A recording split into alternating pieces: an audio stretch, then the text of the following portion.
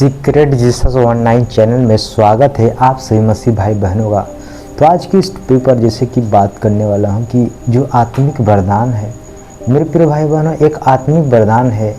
यह वरदान कितनी प्रकार का है आज इस वीडियो में हम इसके बारे में जानेंगे। ठीक है कि जो आत्मिक वरदान होता है मेरे प्रिय बहुत प्रकार के होता है, लेकिन इसे मनुष्य समझता नहीं है। ठीक है, तो आज हम इस वीडियो में सारी चीज़ को आपके सामने रखता हूं ताकि आप भी इस चीज़ को जान सके। क्योंकि मेरे प्रिय भाई बहनों, आप इस चीज़ के लिए आप मत देखिए कि मनुष्य किस प्रकार चल रहा है, क्योंकि परमेश्वर हमें हर एक मसीह भाई बहनों के लिए परमेश्वर हमें यही कहता है कि तू अपने ही चीज़ों को देख, अपने ही आँखों के लठों को दिखाकर दूसरे को मत देख। क्योंकि परमेश्वर नहीं चाहते कि एक मनुष्य एक दूसरे के पास अभी तक दोष लगाता रहे। ठीक है, तो आज हम इस वीडियो में जैसे कि बताने वाला हूं कि आत्मिक जो वरदान है कितने प्रकार का होता है। ठीक है, तो वीडियो में अगर आप बने हैं तो वीडियो को एंड तक देख लेना ताकि आप लोग अच्छे से समझ सकते हैं। ठीक है, तो जैसे देखेंगे पहला कुरिन्थियों पुस्तक 12 अध्याय में हम यहाँ आपके सामने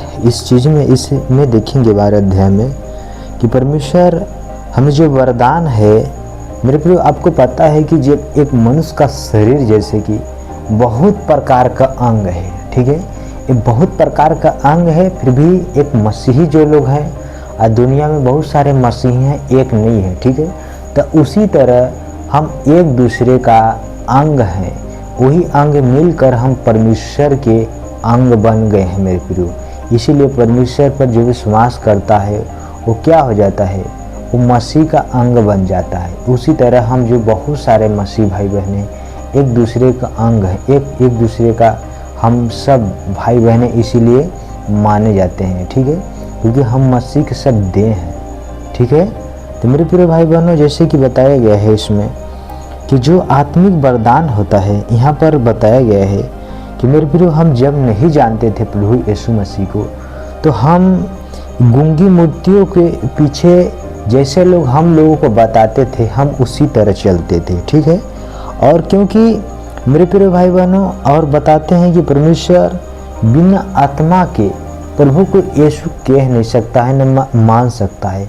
आज कोई मेरे प्रिय, आज मेरे मैं जिस चीज़ को मैं आपको बता रहा हूँ, जो वचन को मैं बता रहा हूँ मेरे प्रिय, आप भी अगर इस चीज़ को आप देखेंगे तो मेरे प्रिय, आज मसीह को जो विश्वास करता वही प्रभु करके ग्रहण करेगा, और जो नहीं करता है वो नहीं कह सकता है यीशु को प्रभु।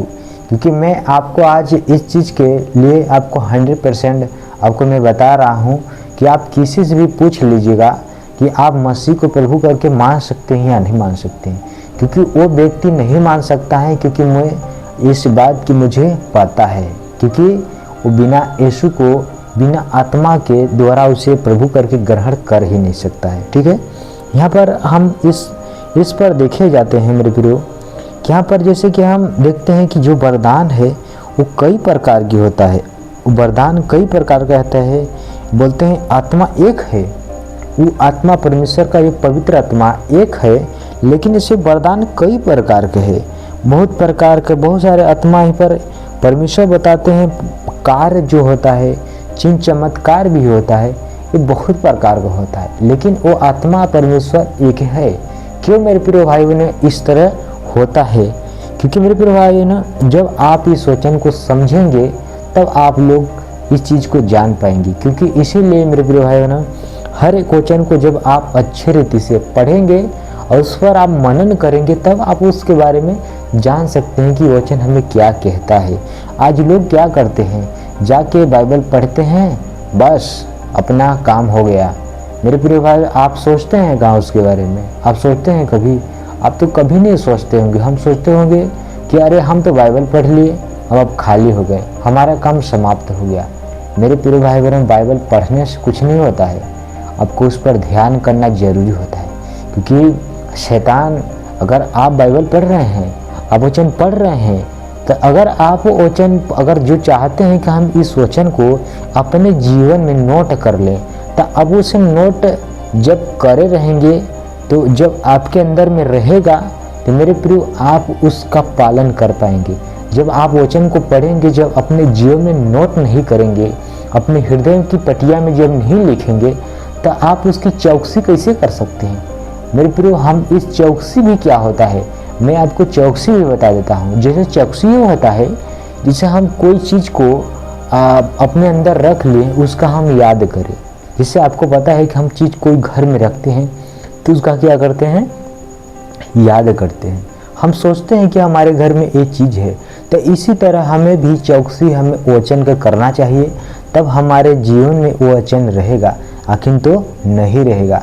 शैतान क्या होता है मेरे प्रियो, जब मनुष्य जब वचन को पढ़ता है, जो उसका चौकसी नहीं करता है, तो शैतान क्या करता है, वचन को चुरा लेता है।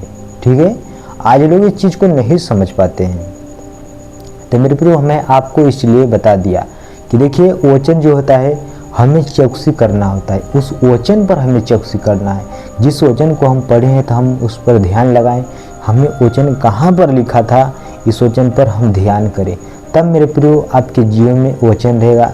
अब तब आप वचन को पालन करके उसके अनुसार आप चल पाएंगे। ठीक है, यहाँ पर वही बताते हैं कि वरदान जो होता है कि जो मेरे प्रियो काम होता है कई प्रकार का, वो चिन्ह चमत्कार होता है, सामर्थ्य काम होता है, वो कैसे होता है मेरे प्रिय भाइयों, इसलिए होता है उसी आत्मा के अनुसार, जो पवित्र आत्मा है प्रभु यीशु मसीह उस आत्मा को जो भेजे हैं एक विश्वास करने वाले के पास। ठीक है, वो आत्मा तभी आपको उस प्रकाश देता है कि आप जिस काम को करते हैं उस पर वो आत्मा का प्रकाश होता है, तभी वो काम सफल होता है। ठीक है, क्योंकि मेरे प्रिय भाई बहन बताते हैं कि वही आत्मा के द्वारा एक मनुष्य को बुद्धि समझ सब कुछ प्राप्त होता है।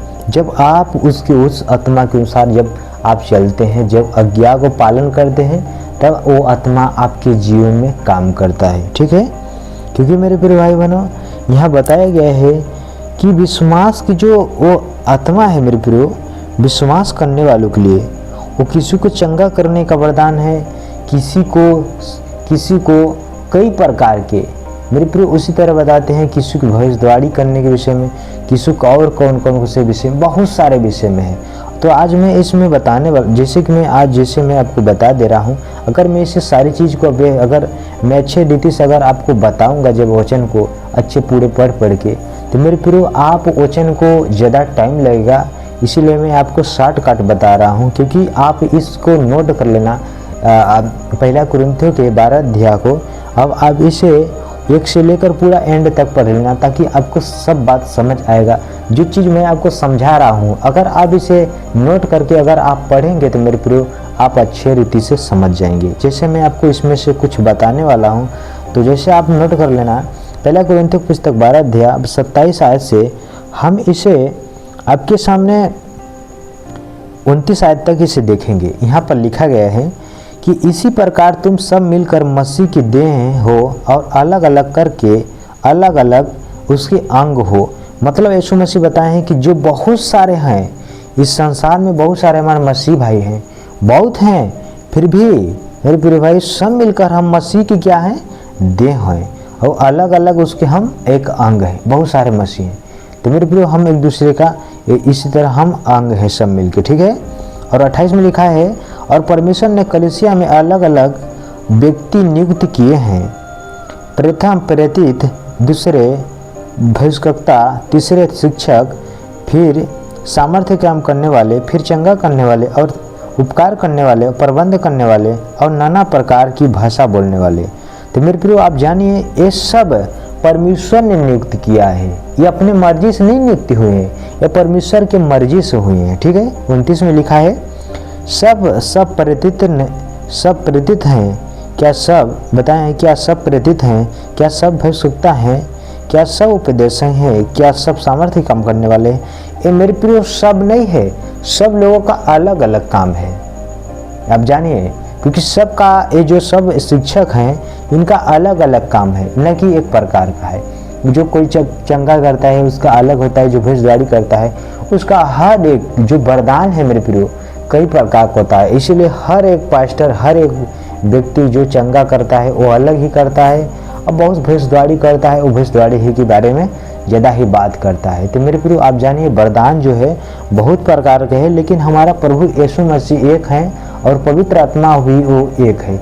वो सब उस शिक्षक पर, उस शिक्षा पर वो काम करता है, उस प्रकाश डालता है मेरे प्रियो। क्योंकि परमेश्वर हर एक व्यक्ति अलग अलग प्रकार से नियुक्त किए हैं। तो इसीलिए हम एक दूसरे पर दोष लगाना छोड़ दें कि परमेश्वर सामर्थ्य काम करने वाला परमेश्वर है। इसीलिए मेरे प्रिय भाई बहनों, हर एक कामों को परमेश्वर को, प्रभु यीशु मसीह के ऊपर डाल दीजिए। क्योंकि परमेश्वर वो देखता है स्वर्ग में, हम जिस स्थान पर बैठे हैं परमेश्वर हमें देखता है मेरे प्रियो। इसीलिए जो भी हम बात करें प्रियो, मैं बाइबल के अनुसार, समझ के अनुसार बात करूं, न कि अपने उस हट बुद्धि के अनुसार करूं मेरे प्रियो। इसीलिए मेरे प्रिय भाई बहनों, हम उम्मीद करते हैं कि आप लोग जो इस वीडियो में मैंने आपको बताया है आप लोग समझ गए होंगे। तो अगर समझ गए होंगे तो आप अगर हमारे चैनल पर नए होंगे तो चैनल को सब्सक्राइब कर देना और एक वीडियो को एक लाइक कर देना, एक दूसरे के पास शेयर कर देना। तब तक सभी को गॉड ब्लेस यू। मिलूंगा आपको नेक्स्ट वीडियो में।